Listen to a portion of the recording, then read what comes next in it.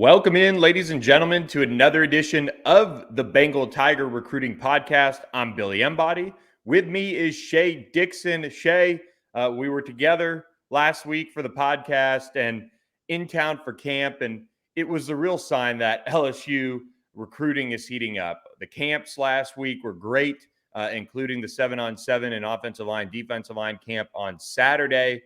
Lots of news to get to as recruiting heats up for the Tigers, but we're almost halfway through June, and this is really when things are starting to pick up, and sure enough, they are. Yeah, in a big way. I mean, we've talked about camp season. Every year, camp season is so important because it really reshuffles your board, and you've got a feel for guys you've offered, guys you might offer, but not until you get past the spring evaluation period and you get those guys onto campus and you can run them through testing, through, combine type drills. You get all their actual measurements. And then maybe most importantly, Billy, the coaches get to work them out on, not watching a game, not watching a high school practice, not watching a camp 7-on-7 footage. They are the ones out there coaching them. That really lets them lean into kind of how good a prospect is, what his upside is. We've seen a wave of new offers go out and really starting to get a good feel for Louisiana, not just this year, but in the years to come. It's looking really, really strong. So camp season, and it's not over. Billy, you'll be back here again this weekend. We have Friday Night Lights, then the final skills camp on the 17th. So it continues to roll along. 2 visit weekends coming up that are going to ultimately bring double-digit guys to campus for official visits. This is about as busy of a time. This is the busiest time of year on the recruiting calendar, and I don't think it's close right now. Yeah, 100%. I mean, during the season, when you get official visitors in, you're covering the team. There's really not much going on during the week on recruiting, outside of just catching up with prospects and the occasional official visit weekend. You get December, but again, coaches are kind of, locked in on that, and they're in between the regular season and bowl. They're not hosting camps by any means. They might be out on the road, but this is that time of year. This is that sprint, June 1st-ish to I guess the beginning of the dead period, which is, I think, June 27th this year. This is a time when LSU is setting their board, and we're seeing things that are fluid. But one thing that isn't fluid, and we're going to jump right in, because if you're listening to this, you might be listening after he's already made his decision, and that's 4-star defensive back Joel Rogers, who's going to announce his commitment Monday night, 5:30 p.m. Central at his high school, West Feliciana, up there in St. Francisville. You're going to be on hand for that one. This is one we talked about last week. We're not going to spend too much time on it, but all things are looking like LSU here. Yeah, look, we've talked about the safety spot. I remember when I did my mock 1.0 class prediction back in March, Billy. At the time, Deshaun McBride and Joel Rogers had not even been offered by LSU.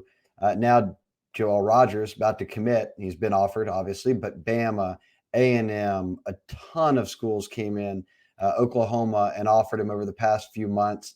He's risen up in a big way. On3 bumped him all the way to a top 200 prospect. We're the highest on him than anyone else in the industry as the number 17 safety in the country. And maybe the ranking I like the most, the number 4 recruit in Louisiana. And we've talked about how important it is to lock up the best players in Louisiana. We feel like Joel Rogers is a top 5 player in the state.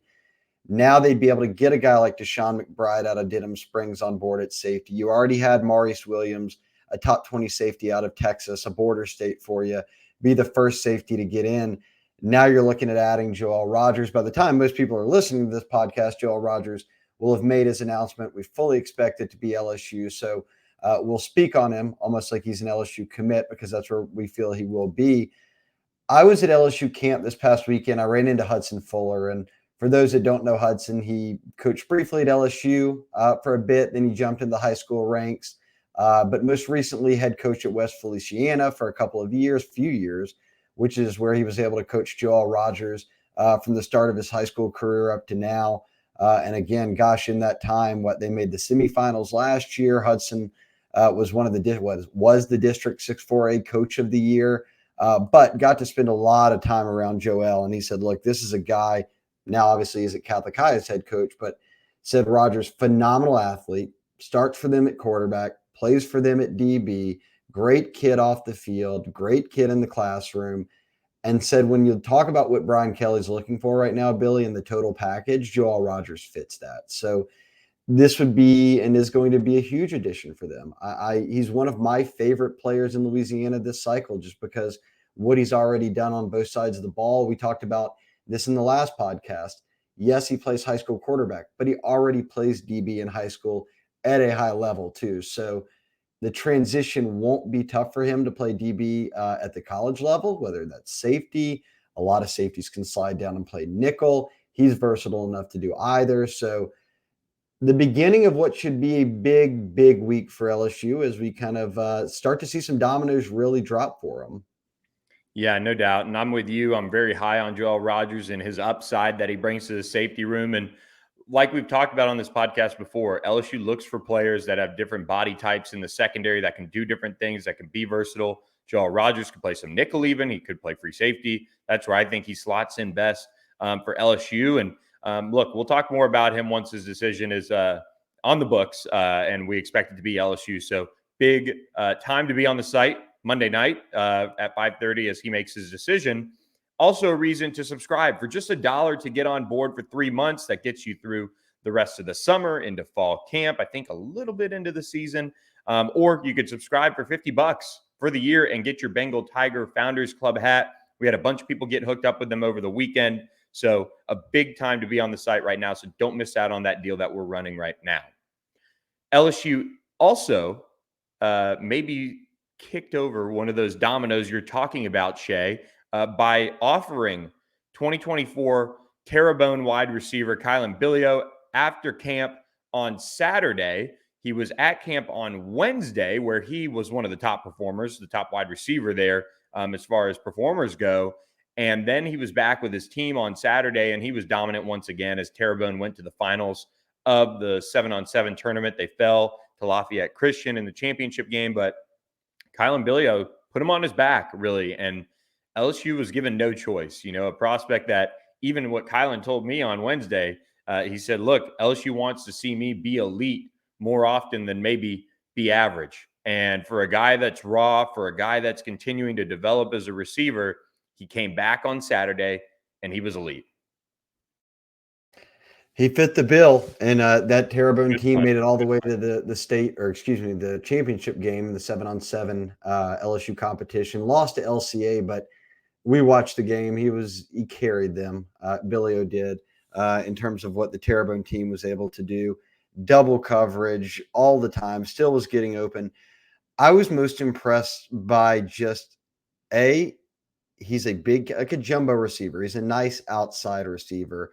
He also catches everything with his hands. Nothing gets to his body. Strong at the point of attack. I really feel like he could be a jump ball guy in a lot of ways. And he ran a 4.57. I think it was something in that range. Again, a lot of these guys aren't coached up in the 40. He could probably get a little bit faster than that. But regardless, just a really good football player. And we preach it all the time. Louisiana has skill guys that over time they can develop and pan out into really good players, ultimately end up in the NFL at a very high hit rate.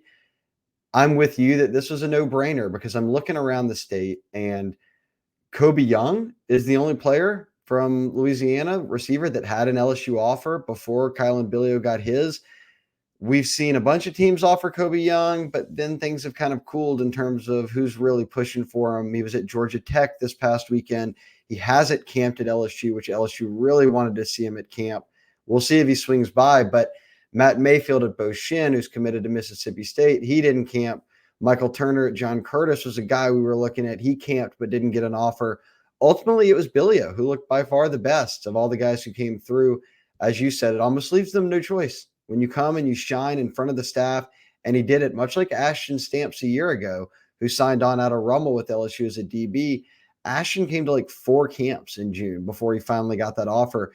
Billio came twice in 1 week, came back again for the 7-on-7, worked out again, earned the offer, basically said, hey, let me go home and talk this, tell my mom, let everybody know, and then I'll set things up. Sounds like Tuesday will be a decision day for him. Fully expect it to be LSU, and that would be another Louisiana domino that drops. And for us, answers a big question. When would that next Louisiana receiver emerge? And now we've got the answer. It's Kylan Billio out of Homa. I think we go back to last summer when Kylan camped at LSU and he worked out privately afterwards for Cortez Hankton. And, Marion Miller was right there beside him, working out, seeing, kind of under the new staff where his recruitment might go. And, Kylan was honestly the more impressive player that day. And he put himself squarely on LSU's radar. He went on to have a good junior season. Another step in the right direction for him. Remember, he's a basketball player too. He's kind of raw. If you're asking me for a comp, and somebody asked me on the board, and it took me a while to really come up with this, but maybe like a shorter Brian Thomas. And I think a lot of people, including you, kind of went down a rabbit hole of sorts of trying to figure out who the comp is for Kylan Billio. But just the way, you got the two sport aspect with basketball and football. Kylan's a little shorter than Brian Thomas Jr. Didn't have the production that Brian did as a junior, but you see the upside there. And I think when LSU was looking for a receiver in Louisiana, I think the thing that you go back to is that upside, because so many times the guys that work out when they come out of Louisiana are the ones that are maybe slept on a little bit, but you go back and you look at the guys that pan out and it's upside. It's not the finished products. You've seen a Jeray Jenkins, a DJ Chark, Kylan Billio could be that next type of player. The ones that haven't panned out in the past have maybe been finished products with maybe a little bit of a higher floor, or a floor that's kind of already set for them. Kylan Billio has the potential, I think, to really make LSU look smart in terms of this offer. And when you look at their board, they have some bigger body receivers, but we saw Bryant Wesco come off. They're after Cam Coleman. But the players that you could argue they look the best for are maybe some of the guys like a Draylon Miller, a Jelani Watkins, players like that who don't necessarily have the size that Kylan Billio does. So I think this is a really smart offer for LSU. And look, I mean, he was not coy about it when talking about it Wednesday, what an offer would mean from LSU. And that was, he's going to jump on it. So we expect LSU to get some good news here at some point. And there's been some rumors going on that it could very well be Tuesday.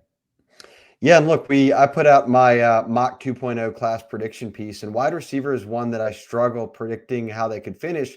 Not that they don't have options, it's just that it could go in a lot of different directions. And I have Kylan Billio on there as the only at right now Louisiana wide receiver I'm projecting into the class. We'll see what happens with Kobe Young, but DJ Chark was this way. Russell Gage was this way. These were guys who 3 stars, maybe charking it up as a 4-star in some spots, but maybe they weren't as refined as a lot of other receivers coming out, but they got to LSU. They developed them. They became eventual starters, and now they start in the NFL. And LSU looked very smart not letting them leave the state. I love jumping on this offer right now. Almost reminds me of like how a guy – let me try to give a good example. Like Dontavian Wicks out of Plaquemine was a 2-sport star. He kind of emerged as a football player later in his high school career at Plaquemine. Well, LSU doesn't offer him. He goes to Virginia, tears it up, gets drafted. You look back on it now and you say, well, LSU probably should have taken him coming out of high school. That's how I feel about Kylan Billio. Love the offer. Love his competitive nature coming in and competing nonstop to try to get the offer. These are the kind of guys you want in the boat. And as I mentioned, wide receivers, tough to pin down. They hosted Jeremiah McClellan out of Missouri, one of Missouri's best players. He's kind of LSU, Ohio State. They've got a kid coming from Tampa in Bradell Richardson, coming out of your high school, Billy, who is really looking at a number of different schools. He'll make an OV this month. They've got Draylon Miller, who's going to ultimately decide, I think, between LSU and Texas A&M. We'll talk about him a little bit more in the pod, but there's so many guys out there, Jelani Watkins in Texas, that you could point to and say, okay, they've got a shot with them, but you want to be able to lock guys in. So offering Billio now, getting him locked in, let's say this week, for me, makes all the sense in the world. I love that they're not waiting around here and trying to look at a senior year eval and then go from there, get him in the boat and be done with it. Yeah, so we'll be continuing to track Kylan Billio. By the way, great kid, great young man. Just super excited. You could tell the offer meant a lot to him. So kudos to him for the work he put in to get to this point because he was here a year ago, and LSU wanted to see more. They did. They offered. Now it probably means good news for the Tigers and for Billy O and his family. So that was big news on Saturday. They came down at the end of camp. LSU set themselves up well for another top prospect, though, this one outside the state of Louisiana. And that was last Wednesday when they hosted top 100 defensive back Andre Evans out of the Nashville area. We talked about him last week on the podcast, but there's been developments since then, Shea. He set a decision date, and LSU is going to get him back on campus for an official visit this weekend.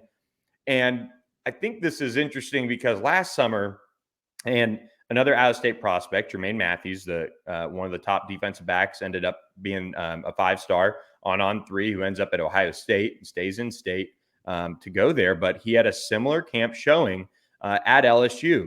And one of the things you kind of want as a person who covers the team is you want to cover, obviously, really good players. And that's kind of what it comes down to when I look at it. Very good players, very good people, like a Kylan Billio. You just root for certain kids. And Andre Evans, when we talked with him, just blew us away. Just the type of player he is, but also the type of just young man he is coming out of the Nashville area. And now it looks like LSU is very much the team to beat after he had a similar type of performance to Jermaine Matthews from last summer. Yeah, I mean, this is a kid who came in, and over the past week prior to working out at LSU, he had gone from a guy who was looking at NC State and teams like that to picking up LSU, Bama, and Georgia offers in the span of like a handful of days. So your recruitment just skyrocket. You don't get offers that are bigger than that. Let's be real, right? So like those are that will take your recruitment to a whole new level. And a lot of kids will say, okay, I want to drag things out. I want to, maybe look at more schools in the fall, all of this. He turned around fresh off an LSU visit and picking up those offers and said, all right, I'm ready to make an announcement. I'm going to announce on Friday. That would be 13, 14, the 16th. He'll announce Friday morning on June 16th.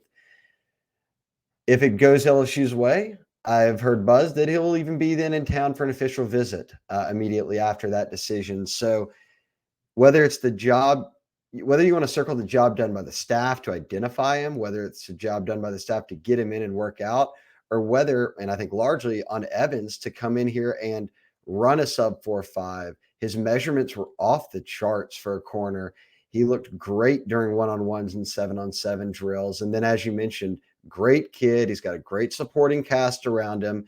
These are the type of guys Brian Kelly wants to bring into this program. And I know everybody thought when Brian Kelly got hired and he did he's graduate champions, and these are the kind of guys I want to recruit. You can recruit high character guys that are also really good football players. And LSU's finding that out right now by circling guys like this. When I look at what could happen this week, popping a Joel Rogers, popping a Kylan Billio, and then potentially to end the week as well, popping an Andre Evans, their class gets so much better over the span of 5 days. And On3 has Evans as a top 100 prospect, one of the top 10 or 12 corners in the country. He's a stock rising guy. I'm sure the rest of the recruiting industry rankings will catch up eventually, but boy, everyone we've talked to at LSU loves him. Everyone we've talked to on the Evans side loved what they saw from Brian Kelly's program. Robert Steeples, the corners coach. This seems like a really good match for them. We think they get it done. He shuts it down, and then there will be no more drama. And I've talked about this for more than 2 years. LSU is working with a multi-year rebuild at corner, and it wasn't some bold prediction. That was the reality of it. They returned LaTerrence Welsh is the only corner on the team who was on the team a year ago. Like there was nobody. And after that, they signed 2 high school kids the year prior. One of them was Jalen Davis Robinson, who's already left. So like they had to go heavy on the portal in Brian Kelly's first year. And we saw it worked out for him. They took Jarek Bernard Converse and Mekhi Garner and all those guys.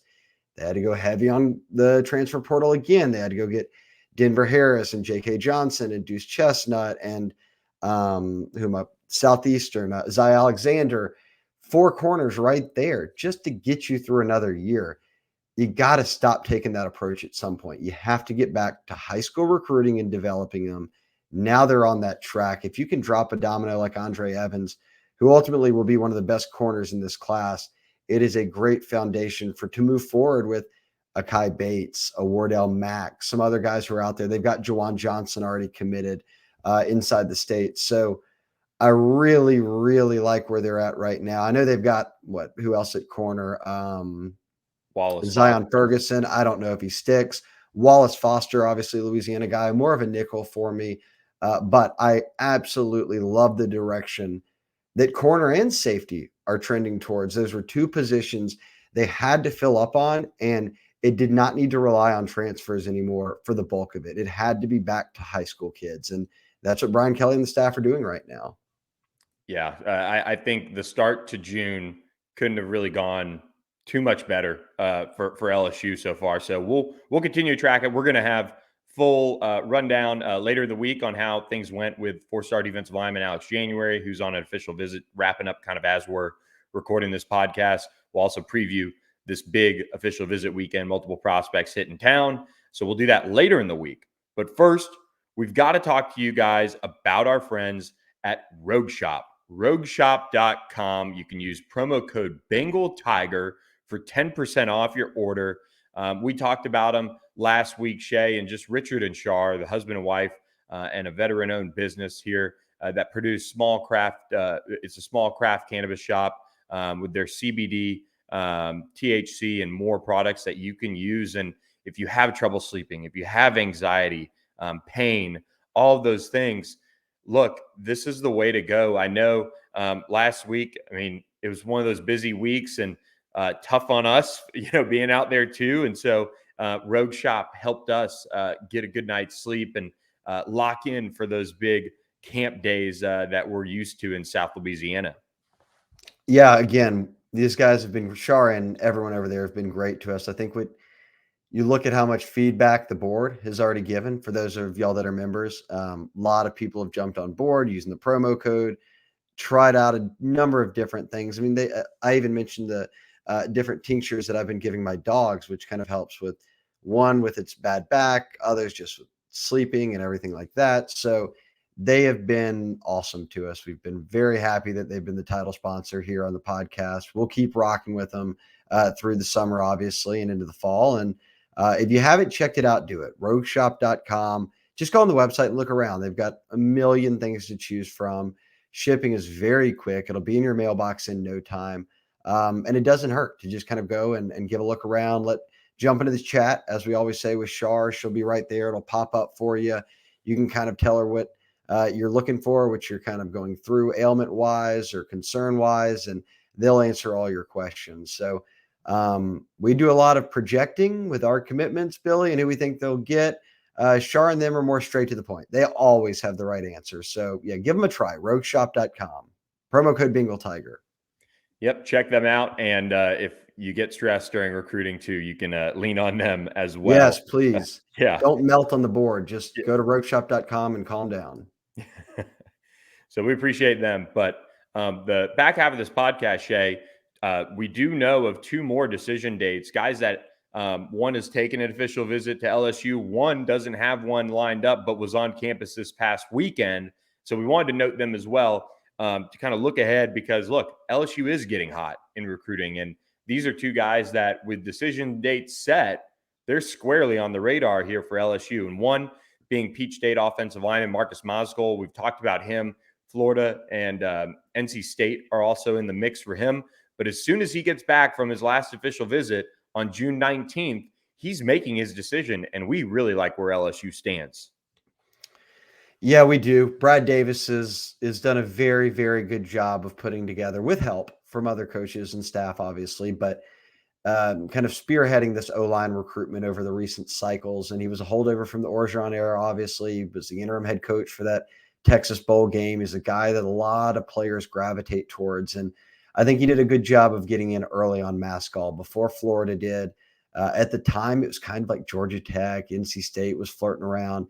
LSU sort of broke the glass ceiling for him in terms of SEC high-level offers. And since then, they've gotten him to campus multiple times. They got the summer official visit out of him. And this is what you want. People have talked about this. If you're going to do a summer official visit, sometimes you're risking it if a kid's not going to announce anything till December, because then you sort of lose the momentum you had in June, right? But if you're getting him in June and he's announcing a week later, 2 weeks later, after he makes all these wave of visits back to back, well, then it can pay off for you. I think it's going to pay off this time. So circle the date, June 19th, next Monday. That's when he's going to announce after that NC State visit. Barring some late surprise, we fully expect this one's going to go LSU's way. Again, just because of the work done by the whole staff. And that would give them 2 commitments on the offensive line. Another one that's tough to project where it's going to go. Ultimately, they've got Kyrie Lee and Marcus Mescal committed. But boy, Billy, they've got, and we'll be tracking this, they've got a number of big visitors coming up here officially this weekend, the next weekend. I think there's only 2 weekends left you can visit, 2 or 3 maybe, but then we'll hit a dead period. This is going to be a very intriguing, interesting time for LSU's O-line recruiting because a lot of the names atop their wish list are about to visit and then maybe announce, and beyond just Mascall. And then if those guys go elsewhere, you see different names pop up that we've talked about and they get offers and maybe then they commit right away. So I think in the next month, we'll have a very good feel for where this O-line class is going to go. Yeah, and I will say this month, just looking at the prospects will be a really good test for the whole wanting the last official visit versus just hosting them when you can host them kind of thing. So I'm intrigued to kind of run some numbers once we get the post-mortem on that as well, because Mascall would be a guy that, you know, they would have hosted first in his line of official visits. And if they get him, that's just, you know, another feather in the cap for Brad Davis as far as how he was able to set that one up. One prospect that I mentioned is not going to officially visit, but he was on campus. He's headed to USC for an official visit this coming weekend, then heads to Texas A&M unofficially. He's also gone to Miami officially to kick off his month of June. And that's top 100 wide receiver Draylon Miller. I chatted with him at length. He's out of Silsbee, Texas, which somebody on the board did the math on the time from Silsbee to Baton Rouge and College Station, and it's a 4-minute difference according to the maps that they checked out. And this one does feel like an LSU A&M battle shaping up with 2 dark horses kind of in the mix. But what an awesome kid. He's going to announce on June 29th and honor his late teammate, Jace Jones, who passed away in May 2022 from brain cancer. Just a young life, just taken far too early. But he's going to announce on his birthday in Silsbee in what, you know, could be a special day for LSU if they get him, but certainly a special moment for him as well. All right. So what's your gut telling you here? Because you've really followed Draylon's recruitment close, and I've never seen you back off of saying LSU A&M, maybe lean to A&M, but we know of some connection. Cortez Hankton loves him. And I guess you know what is his dad played at Texas Southern with Cortez? Yeah, so his dad played basketball at Texas Southern at the same time that Cortez Hankton was there, which is an intriguing tie. I mean, and look, you kind of look ahead to another receiver, Burdell Richardson. His high school coach played with Cortez when he was with the Bucks. So you have 2 receivers, and this is what makes it difficult. You have 2 receivers that we see this tie, and we see how many times LSU's gotten him on campus. But in Draylon's case, especially, he's also been to A&M a ton. He's sometimes gone to LSU first and then gone to A&M after, or A&M before and then LSU after. But they've kind of been like neck and neck as far as these visits go. And the most intriguing part of all this, honestly, is that he's not officially visiting both. So he could save an official visit for both schools in the fall, and this battle could go on past the commitment date. He could just end up officially visiting wherever he decides on in the fall for a game, or in December to do some recruiting. And you and I talked about this one for probably 20, 30 minutes this morning. Man, Cortez Hankton is very high on him and is personally leading the recruitment on LSU's end. But on the flip side, Jimbo Fisher is making Draylon Miller a huge priority and is leading the recruitment personally on that end. So, man, I mean, this one, I call it a toss-up, but I almost feel like and this is just sometimes how recruiting is, and I think Draylon and his camp are doing a good job of really keeping the suspense up on this one. With those ties with Cortez Hankton, I kind of go to, I think we would hear less about A&M and more about LSU nationally as we kind of ask around on this one. If it and there's still time, but if it was going to go that way, does that make sense at all? Like they have the ties, they have the connection there, and it makes a ton of sense because of that for him to end up at LSU.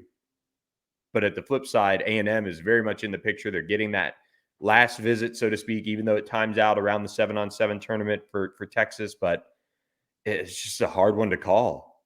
And I think both schools are being given good signs too. No, I do. I think I'm not sure Draylon knows yet exactly what he wants to do. Yeah, I don't know. I completely agree. I mean, the good thing is he's not announcing tonight. He's got 17 more days before he makes that decision. So that is one we're going to be tracking a lot longer in terms of the next 3 weeks, 2 weeks or so leading up to that decision. So that is kind of it on the 2024 prospects that we kind of wanted to run down for you guys. But we wanted to take a brief moment and just, I think, Shea, we need an appreciation of what the state of Louisiana has coming down the pipeline. And look, we've talked about some 2025 prospects. Devin Harper from Captain Shreve, the 4-star lineman, offensive lineman, was on campus for camp and performed well. Brett Bordelon played well in camp as well. And then James Simon, the 4-star running back, really in a setting that, it doesn't really lend itself to a running back, but in 7-on-7, he was able to catch the ball really well. But I think we need an appreciation segment for how good Jakeem Stewart is. Boy, I mean, this is a kid. This is like a Dylan Moses type. He's a D lineman though, but he was picking up like every offer in the country when he was in middle school, long before he had even played, even now, high school football. Yeah. But it was like he was like a really just big kid, almost like a baby. He hadn't lost any of that baby fat. When we saw him at camp this summer, he looked like a completely different person. He is shed weight, toned up, looks like a guy who's already on LSU's team. Like that's what type of body he has as a 9th grader. So one to watch out of the New Orleans area, of course, one to watch nationally, but Frank Wilson did not leave his side. And shout out Edge Assassins, who's trained him and a lot of guys up in that area for a long time. Those guys spend a lot of time around each other. For me, LSU's pushing all the right buttons behind the scenes for this one to be trending in their direction. And I think this is an ultimate goal for Frank Wilson and this staff. And I mentioned Frank first because I think he's going to spearhead this Louisiana effort. If LSU locks down Louisiana in 2024, which they're well on their way to doing, they then lock down Louisiana in 2025, which they've got a very nice head start on.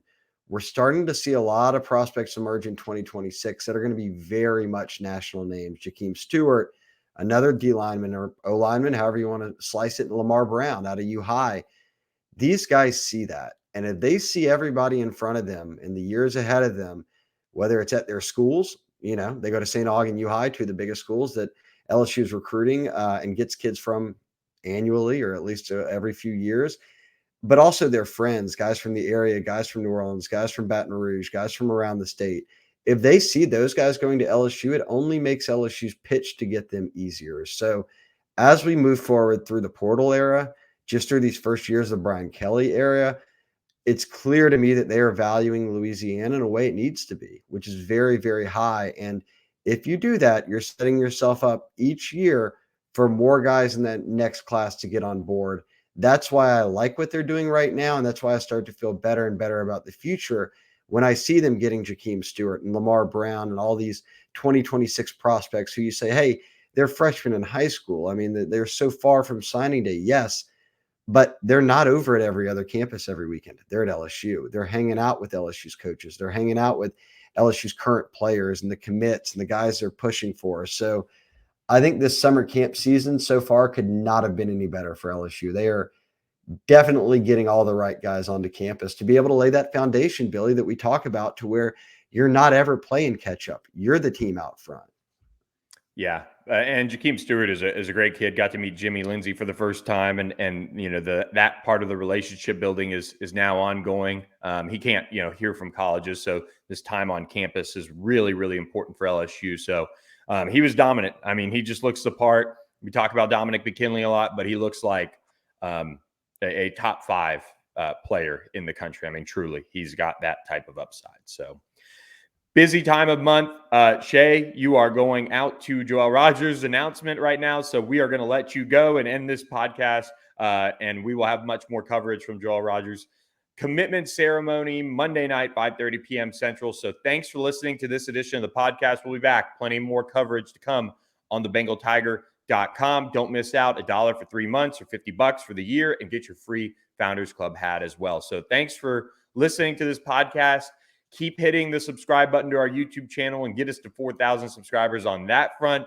We appreciate everybody who's been on the board with us as well, tracking it all. It's a busy time of year. So for Shea Dixon, I'm Billy Embody. Thanks for listening to this edition of the Bengal Tiger Podcast.